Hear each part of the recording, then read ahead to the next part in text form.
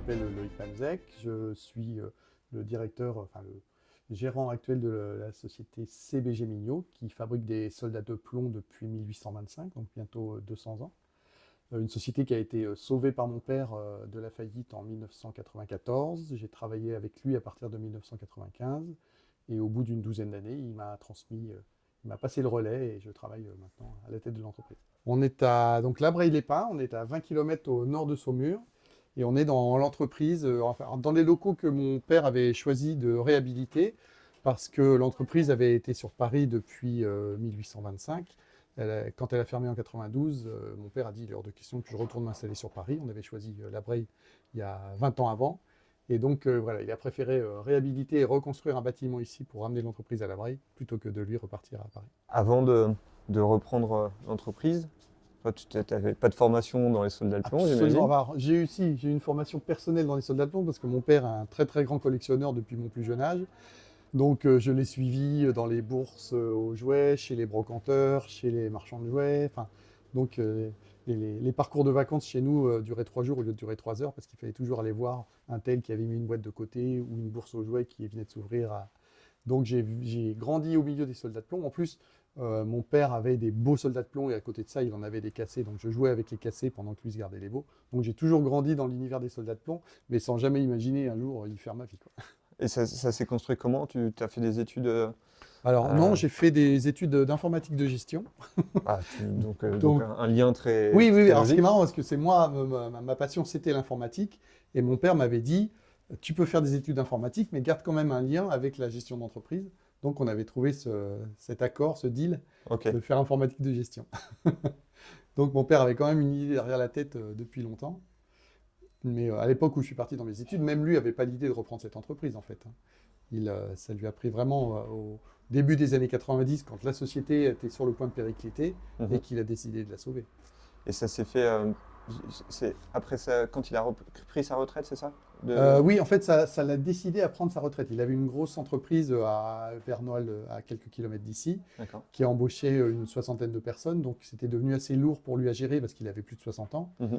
Donc, il avait déjà plus ou moins l'intention de passer la main, mais il avait très peur de se retrouver inactif, en fait, de plus avoir d'activité, lui qui avait été toute sa vie très occupé. Comme beaucoup d'entrepreneurs, ouais, c'est vrai. Voilà, voilà, exactement. Donc, cette opportunité-là est vraiment tombée à pic parce qu'il s'est dit, d'une part, je vais pouvoir transmettre sereinement mon entreprise, mais je ne vais pas rester inactif, je vais m'occuper des soldats de plomb, et en plus, je vais sauver cette entreprise, je vais sauver un patrimoine, je vais sauver ma passion. Donc, toutes les planètes se sont alignées à ce moment-là. Toi, quand tu reprends l'entreprise, la situation ou les enjeux de l'époque, c'est de quel ordre? Est-ce que c'est plutôt de trouver une clientèle parce que de moins en moins, on va dire, de collectionneurs? Exactement. C'était ça? Oui, oui, tout à fait. En fait, mon père, quand il a relancé l'entreprise, il avait un potentiel, lui déjà, et donc était très connu dans le monde des collectionneurs. Il avait énormément d'amis ou de connaissances qui étaient collectionneurs et qui se sont vraiment réjouis, qui se sont engouffrés dans la brèche quand il a relancé l'entreprise. Ok.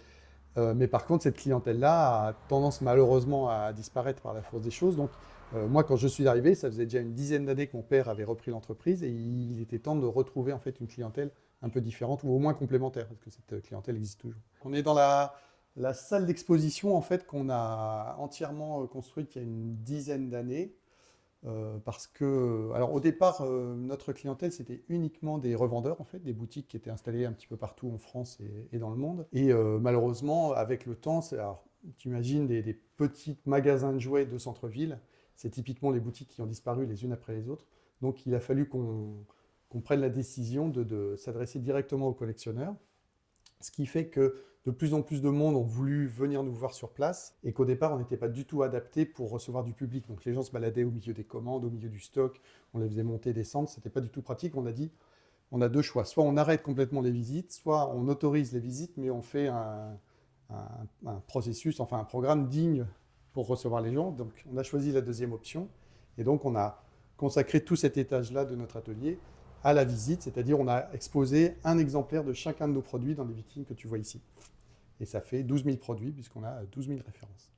Aujourd'hui, la vision que tu as du métier d'entrepreneur, tu es sur une activité Voilà. hyper spécifique. Exactement, exactement. On a dernier européen, dernier... dernier français. Oui. Il y en a encore en Angleterre. En fait, chaque pays d'Europe a en quelque sorte encore sa marque nationale. D'accord. On est la marque nationale pour la France. Et en Angleterre, il reste une ou deux marques, en Allemagne aussi.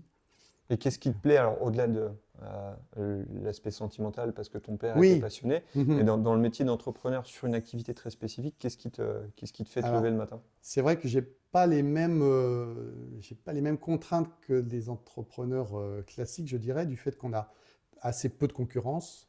Les gens qui cherchent nos produits, c'est vraiment par coup de foudre ou par nostalgie, donc ils ne vont pas en chercher ailleurs. On a un rapport avec nos clients qui est assez privilégié parce qu'on est un peu les Pères Noël de nos clients. Quand ils passent leur commande et qu'ils reçoivent leur paquet, c'est un peu comme s'ils étaient le 24 décembre au soir et qu'ils attendaient l'ouverture le 25. Donc, c'est justement tout ce qui m'a plu dans ce métier, c'est une façon de donner du bonheur aux gens en permanence. Alors, on n'a pas les yeux rivés sur la rentabilité, sur le chiffre d'affaires et tout ça. Nous, notre premier critère, c'est vraiment la satisfaction du client. Si tu devais, non pas recommencer tout ce que tu as fait, mais plutôt conseiller un jeune ou une jeune entrepreneur qui souhaite se lancer, j'aime bien poser cette question, mais Ouais.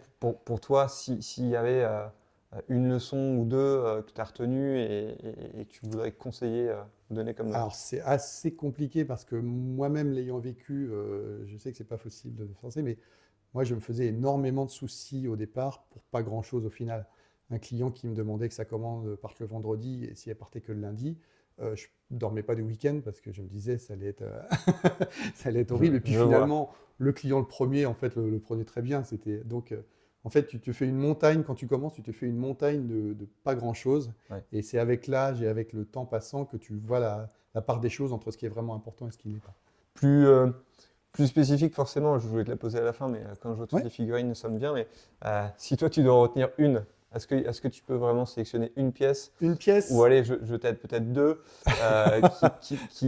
qui t'ont marqué et si tu devais ouais, en garder qu'une et Moi, si pourquoi? je dois garder qu'une pièce, je dirais que c'est un Napoléon. Bon, ok. Parce que Donc dans on ces est vitrines dedans. ici, tu Ouais. as 2000 ans d'histoire. Là, ça commence avec ça va même plus loin avec la préhistoire, mais c'est un peu à part. Ouais. Mais tu as 2000 ans d'histoire avec les Égyptiens, les Gaulois, les Romains, et ça va jusqu'à nos jours. On a des régiments contemporains. Et ben, dans ces 2000 ans d'histoire, les 15 ans d'histoire napoléonienne, ça représente presque la moitié de nos ventes et de notre catalogue. Toujours dans le principe vision d'entrepreneur, Mhm. toi aujourd'hui, si tu devais, toujours dans un rôle un peu de conseil ou donner ton ressenti sur l'équilibre pro-perso, on Ouais. explique que c'est toujours compliqué pour... Oui, oui, oui. Alors, moi, j'ai mis très, très, très en avant le perso. Ouais, Ce qui fait que mon entreprise n'est pas très, très prospère, on n'est pas richissime, mais j'ai vraiment voulu maintenir la partie perso absolument. Donc, j'ai passé autant de temps que j'ai voulu avec mes enfants, je les ai emmenés à l'école tous les matins, je les ai vus tous les soirs, quitte à, c'est vrai, un peu délaisser toute la partie démarche commerciale, recherche de clients. Ça a été très, très important pour moi dès le début de ne pas passer à côté du pâté perso, en fait. ok. Donc c'était un objectif de vie, Ouais, ouais, c'était ouais. bien En sûr. fait, je devrais pas l'avouer, mais je n'étais pas destiné à être chef d'entreprise. C'est parce que j'ai travaillé avec mon père et que j'ai pris sa suite ensuite que je me suis retrouvé à la tête de cette entreprise. Donc ça n'a pas changé ma vision de la vie que je voulais, qui était vraiment de ne pas me retourner un jour en disant j'ai pas vu grandir mes enfants. Tu dis que c'était un petit peu un hasard, j'allais dire drôle, je sais pas, mais pour l'instant, tous les entrepreneurs du Saumurois que j'ai rencontrés, à chaque fois, ça a été, Ouais, c'est des hasards. c'était pas prévu C'est et marrant parce que moi ouais, j'ai une idée des autres, notamment dans les entrepreneurs que je côtoie autour de moi. J'ai toujours l'impression que c'est des gens hyper dynamiques qui ont voulu faire ça toute leur vie. oui, Et quand tu parles avec eux, tu te rends compte que tout le monde est un peu voilà, dans l'idée de ça s'est présenté, que c'est des opportunités qui sont présentées et qu'on a saisies, mais pas c'est ça. forcément des souhaits de départ. Quelle participation, toi, tu as envie de... Parce que pour moi, Mhm. participer au CIDES, toi, c'est Oui, une participation active oui, oui, à tout à fait, tout à l'agglomération, ce fait. genre de choses. Mais Donc non, c'est... alors ça, c'est deux choses. En fait, le CIDES, ça a beau rassembler des entrepreneurs du Saumurois. Oui, Je pense qu'on le fait beaucoup à titre personnel, plus oui, que dans l'idée d'entreprise. D'ailleurs, la charte du CIDES dit qu'on ne doit pas c'est ça, faire la promotion de son entreprise dans le cadre c'est du ça. CIDES. Moi, je suis capable de parler avec beaucoup de personnes sans vraiment savoir quelle est leur profession, quelle est la taille de leur entreprise, et simplement, on a des affinités en commun hors du travail, hors des entreprises. Tu as d'autres soupapes de décompression, le sport ou... ouais, Oui, enfin le sport, j'ai la marche nordique, mais c'est pas un énorme sport. Mais en fait, j'ai pas énormément de besoin de soupape je fais parce bien. que Ouais, voilà, j'ai un métier, tu sais, voilà, qui ne fait pas de pression. J'ai plutôt, j'ai plutôt plus de satisfaction que de pression dans ce métier. Ouais. Donc, j'ai pas vraiment je me couche pas avec la boule au ventre, je me réveille pas le lundi matin en disant ça va être une semaine horrible, c'est plutôt le contraire en fait. Il est là la richesse. Voilà, exactement. Donc, Ouais. ce serait plus ma soupape, ce serait plus ma relation avec les clients. Elle est là, ma soupape de sécurité. On a des personnages de la Première Guerre mondiale, par exemple. Eh ben, on peut les personnaliser. Quelqu'un vient avec la photo de son grand-père qui était général pendant la Première Guerre. On lui reproduit son grand-père avec sa moustache, avec ses médailles, avec son cheval marron ou blanc s'il avait un cheval blanc. On peut faire des personnalisations comme ça beaucoup. Pour faire un lien entre l'activité de CBG et puis l'agglomération de Saumur, est-ce que vous avez eu des demandes spécifiques ou est-ce que vous avez réalisé des pièces, on va dire, typiques locales? Oui, tout à fait. On a réalisé des pièces typiquement saumuroises, exactement. On a fait, bah tiens, regarde, on passe devant, on a fait des positions, tu vois, des cavaliers du Cadre Noir. Donc, alors, il y a les plus connus, hein, la courbette, croupade, cabriole. Et ça, c'est vraiment un travail qu'on a fait. Ça a été pratiquement une de ses premières créations. Quand il est arrivé ici, il s'est mis en rapport avec les Amis du Cadre Noir. Il a pris toutes les documentations possibles, tous les renseignements possibles, et il a confié à un sculpteur la fabrication de toutes ces positions qui, alors pour un novice, même pour moi le premier, peuvent paraître très identiques d'une pièce à l'autre, mais pour un connaisseur, il voit exactement la différence entre un passage et un piafé, par exemple. Sur un mot plus transition vers la fin, Mhm. je t'ai déjà un petit peu posé la question tout à l'heure, mais si tu as un conseil fondamental, le seul et unique à donner aux futures générations Mhm. qui veulent se lancer dans l'entrepreneuriat ou reprendre une entreprise ou participer, on va dire, activement à une vie professionnelle, ce serait quoi?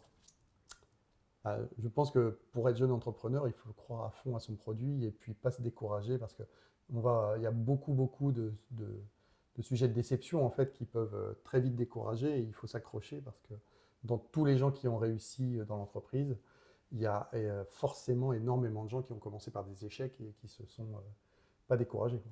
Loïc, petit passage obligatoire en fin de vidéo.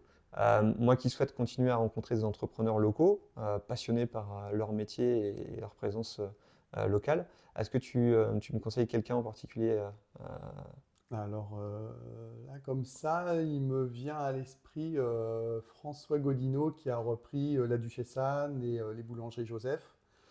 D'une part,